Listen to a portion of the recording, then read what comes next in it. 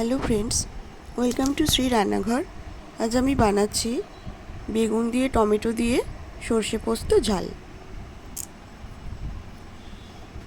এর জন্য বেগুনগুলো আমি লম্বা লম্বা করে কেটে নিয়েছি। কড়াইতে সর্ষের তেল দিয়ে দেবো।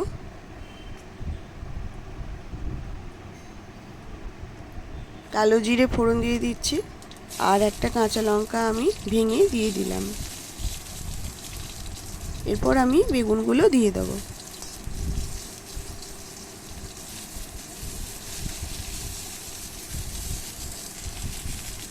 বেগুন দেওয়ার পর বেশ কিছুক্ষণ আমি এটা ঢাকা দিয়ে দেবো, যাতে বেগুনগুলো একটু নরম হয়ে যায়।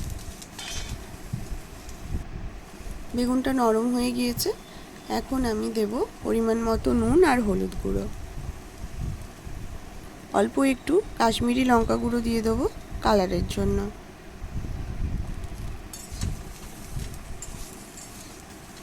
ভালো করে ঢাকা দিয়ে বেগুনগুলো একটু ভাজা মতো করে নেব।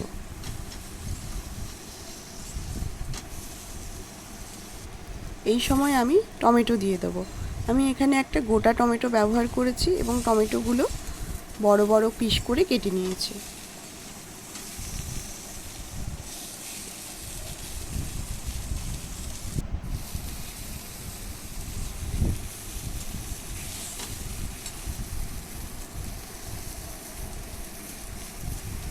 এবার আমি মশলা দিয়ে দেবো। আমি এখানে মশলা হিসেবে ব্যবহার করেছি সর্ষে, পোস্ত, কাঁচা লঙ্কা আর অল্প পরিমাণে জিরে দিয়ে বাটা মশলাটা আমি দিয়ে দিচ্ছি।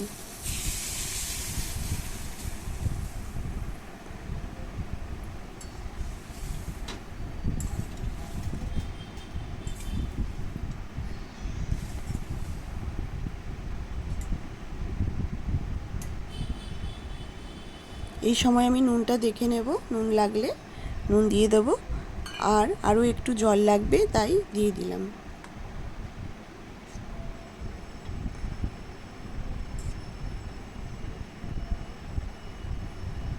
ঢাকা দিয়ে ভালো করে ফুটিয়ে নেব যতক্ষণ না বেগুন ভালোভাবে সেদ্ধ হয়।